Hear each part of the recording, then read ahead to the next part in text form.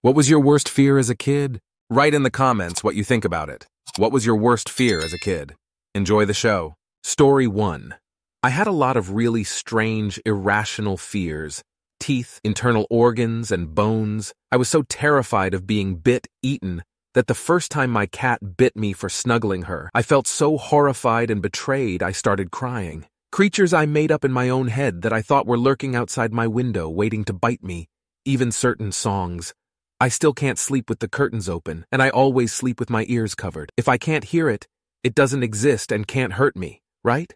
Story 2. I saw an old book of ghosts caught on camera with spooky, famous old photos of ghosts such as the Brown Lady of Raynham Hall. It was like it triggered something in my brain where I was completely terrified of ghosts and convinced they were all around me. Lying in bed at night in the dark was torture. The fear was crippling and lasted at least 10 years. Story 3. After seeing the Mummy movie from 1999, I grew a fear of being buried alive. Every night I was afraid of falling asleep and waking up in a coffin also in my country, Portugal. We had a rumor about a singer named Carlos Paiao who was buried alive, and when they opened the coffin it had marks of his nails. I was pretty traumatized. Story 4. Animals with a tiny body and extremely long legs. I was afraid of daddy longlegs, most kinds of spiders, and I couldn't look at Salvador Dali's paintings without feeling sick to my stomach. It's since gotten better. I can now look at pictures of these creatures just fine. Seeing them IRL still makes my skin crawl, though. Story 5. I was bitten by a big and dark dog when I was about 5 or 6 YO. My brother is 10 years older than me and saw a chance in that. He had to babysit me the next day and showed me a werewolf movie, and he had so much fun watching me connecting the dots between the movie and the dog biting me the day before. Like this, he had me as a personal lil slave for about 3 weeks until the next full moon. He had me in big belief that I would become a werewolf myself, and that he's willing to keep my secret so I can stay until then.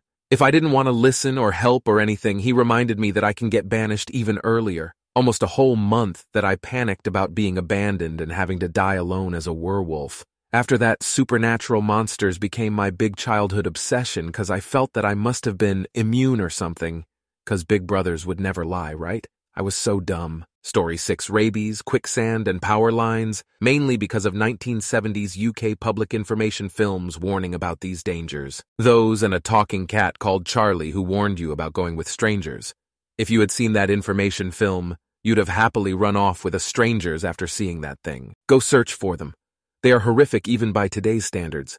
Stuff of nightmares. Then there was the Bermuda Triangle and all sorts of oddities. Charles Berlitz's books and Arthur C. Clarke's TV series, Mysterious World, contributed heavily to that. Also books like The Reader's Digest, Strange Stores, and Amazing Facts just compounded this.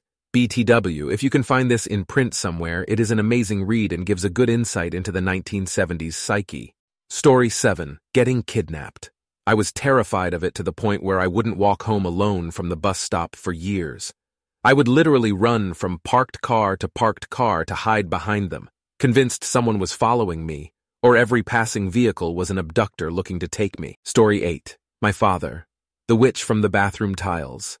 There was what seemed a face in the bathroom tiles, and my overactive imagination thought it was a witch hiding there in plain sight, kind of like when characters hide in paintings. Also, something grabbing me from under the bed. Story 9. Probably the villain from Beethoven who wanted to test bullets on large dogs and who would dress up as a vet to frame them. I want to stress that not only is that a fairly cooked premise for a PG-rated kids villain, but I could happily watch Cut for TV True Lies and Commando on broadcast at the same age. But from 7-year-old me perspective, those second two were about no matter how low-key and normal your dad says he is, he has incredible strength and toughness and can save you from terrorists. Not scary. The villain of Beethoven. Very scary. Story 10. Being tortured in a concentration camp. I was raised in the Jehovah's Witnesses cult, and they teach that before Armageddon, all the world's governments will go crazy and blame JDWs for everything. They call this the Great Tribulation. They will try to round up JWs, and if you get caught, you will be tortured in a concentration camp. As a kid, I was in a constant state of anxiety that the jackboots were going to bang down the door. Story 11. Back in the 80s, it was common for parents to leave their kids in the car when they would go to a store. I hated this. I was terrified someone would try to steal our car while I was in it, or come knock on the windows and try to get me to open the door. Every person in the parking lot was a serial killer to me. Story 12. My mom used to have episodes and would threaten to leave and never come back. As an only child who isn't close to extended family, with a father that was working abroad, this caused me a lot of fear and anxiety. I didn't understand the situation and would always think that I did something wrong for my mom to act that way. I'm in my 20s now and I found out that it was because of my dad, but still I'm traumatized. Story 13. My mother has had thyroid cancer. The doctor was super negligent and let it go for years. It was killing her slowly. She couldn't function right. At that point, my dad was an alcoholic and I was 7 or 8. I had my sister 2 years younger, brother 6 years younger, and my baby sister. So a toddler, a baby, and my little sister I had to help care for. However, my biggest fear was my mom not recognizing me, us, was scary AF. Thank God another doc happened to pass my mom and noticed she had advanced thyroid issues and chewed her doctor out. She got ill after that, so things got better for her. My dad is still an alcoholic, though. Story 14. Well, when I was 6, I dreamt of my family's bodies burning in a pile at the end of our country road, and I walked alone toward home until wolves attacked me from the tree line and I couldn't hit them with a giant book anymore. So I ran to my childhood friend's home close by and hid under her sink and cried.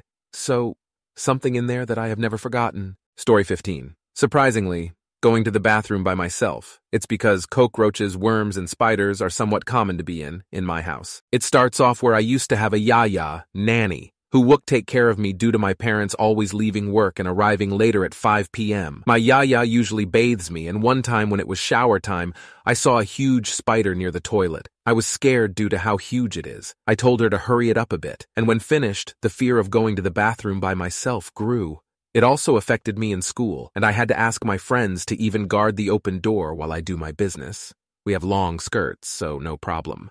And today no more? Crazy story, lol? Story 16. Those end-of-the-world prophecies. There was a few when I was in high school around year 2000. They even had a current affairs segment of it, because they had nothing better to talk about at the time. Then I go to school and my homeroom teacher starts talking about how today could be the end of the world. No one gave a shit. But I spent the entire day worrying about how I would be eradicated from the face of the earth, away from my parents. 10+ years later in 2012, I had Korean BBQ and drank a fuck ton of soju and beer on the night of the end of the Mayan calendar EOTW event. Gave very little shit about it and actually didn't mind if we all just went in a blaze of glory. Story 17. Apocalyptic events that are supposed to happen in millions of years. For example, the sun expanding and engulfing the earth. This freaked me the fuck out as a kid. I didn't hear the part about it happening in millions of years, so I acted like it was gonna happen much sooner, lol. Actually, I used to bread it out about a lot of those things. Like Y2K, the world ending in 2000. I stopped believing it not long after. I worked with a gal who was afraid about 2012 'cause of the Mayan calendar. She was unaware that when a calendar ends, you just start a new one.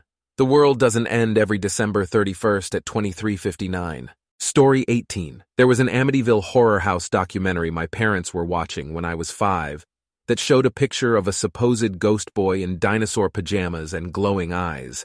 He terrified me. My 5-year-old brain was convinced that he lived in my closet and in the attic. I know now that it's likely just Photoshop, but I still can't look at that picture and I still don't like closets or attics. Story 19. Satan.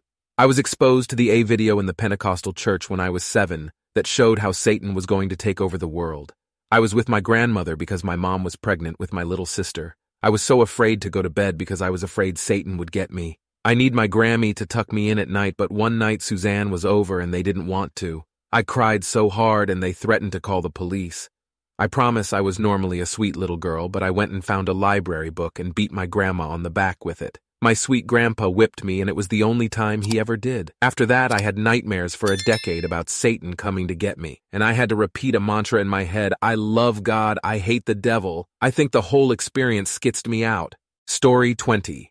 Wendigo or Skinwalker. Had an experience with what I now assume was a fox in the woods a few times, and yeah, the thought still fucks with me a bit as a child.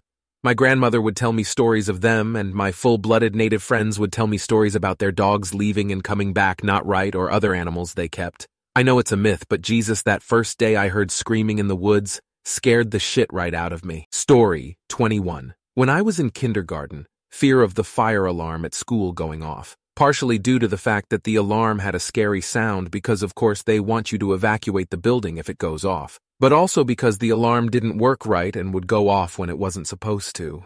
There was supposed to be one fire drill per month, but there oftentimes were multiple times when it would go off, and that's what made me worry that the school actually was on fire. One time it went off twice in the same day, and they made us go outside both times, and it happened to be pouring down rain that day too.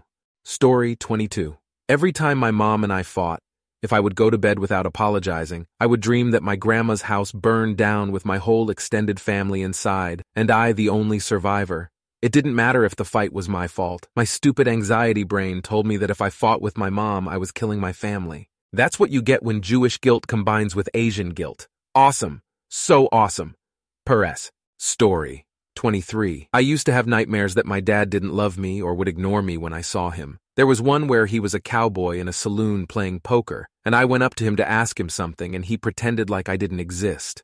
I woke up crying. The thing is, my dad has never made me feel like he didn't love me, but he's a trucker, so he was gone a lot when I was a kid. So I guess I had some form of abandonment issues or something. Story 24.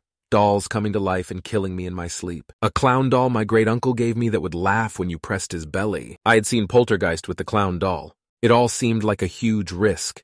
Obviously, he would come alive and murder me in my sleep. So I would give it a kiss goodnight and put it sweetly in my closet before bed. I would hear the closet opening, giving me time to escape. One night at 3 a.m., the clown started laughing from the closet. The screaming, the crying, the hyperventilating. Clown doll was dropped off at the Salvation Army for some other kid, who I assume died at the hands of that creepy doll. I don't like old-fashioned dolls that have those eyes that open and close either, especially really old ones. I assume they also will murder me in my sleep. Story 25. Volcanoes. When I was 5, one of our teachers thought it would be a good idea to show off her photo album from her trip to Pompeii, World Culture Day or something. She was the Italy table. 5-Yo-Me saw a lot of pictures of what looked like petrified dead bodies who died in agony. I asked something to the effect of, why would they live next to something that could do that to them? The answer was, of course, they didn't know the mountain was a volcano. Would have been very helpful had she mentioned it was 2,000 years ago before we could detect such things. Unfortunately, she did not, which left 5-Yo-Me thinking this was a recent event in which a whole city was whipped out, and no one could see it coming. Any mountain could be a volcano. There were mountains all around us. Hills, really. Not that I understood the difference. Me and everyone I knew could just be horrifying, killed any day. Ended up insisting on sleeping on the floor next to my little brother's bed for months, thinking I might be able to somehow warn him in time, or we would at least die together. And no, I did not explain why to my mother, who might have been able to set me straight. Story 26. Volcanoes. Specifically the Yellowstone caldera, once I learned that it existed and is basically a ticking time bomb. Even though we didn't live in the blast zone, or near any volcanoes at all for that matter, I still worried about them all the time. I don't consciously remember learning about what happened in Pompeii, but I remember being really young, laying in bed at night and thinking about how if it happened again, no one would know how much I love my mom because we were in 2 separate rooms instead of cuddled together like some of the remains in Pompeii. It made me really sad. I finally, mostly, got over the fear when I was 13 and my family vacationed to Yellowstone. It felt like I was marching toward my death. I remember standing in a lake skipping rocks and thinking, well, if it blows, it blows. Nothing I can do about it now. Better try and enjoy the time we have left.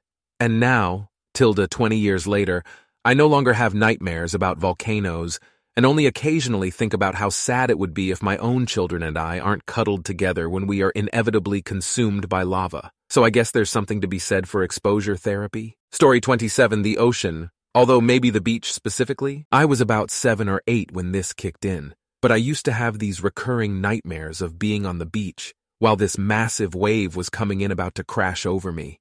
The dunes were so steep that escaping was impossible. I would almost get to the top of the dune just for the sand to give out and slide me all the way to the bottom. This went on for years. I guess I had that dream so often where every time I'd go to the beach, I'd have this fear that at any moment I'd see a killer wave crest over the horizon. Story 28. Needles, high winds, and water. My fear of needles has not gotten better at this point. It's a pathological fear where I didn't get any of my vaccines for 2 years because my mom couldn't physically get me out of the car. High winds I got over. I was scared of tornadoes, really. As for water, I don't float as long as I stay in the shallow and pretend I can swim, I'm good. Any deeper and I have a life jacket or pool noodle. Story 29. Suffocation. I hated seeing it in movies, in games, and most importantly, in real life. This was when I was 2. I nearly choked to death on a big-ass lollipop that popped off the stick. I understood it, and had way more fear of it happening than an understandable amount since it's pretty rational. For something more irrational than loud, visually intense game glitches, I would fucking let out blood-curdling scream whenever my GBA froze and did that god-awful noise. Thank you very much for watching. If you liked the video, like it. Be sure to write comments and share your stories.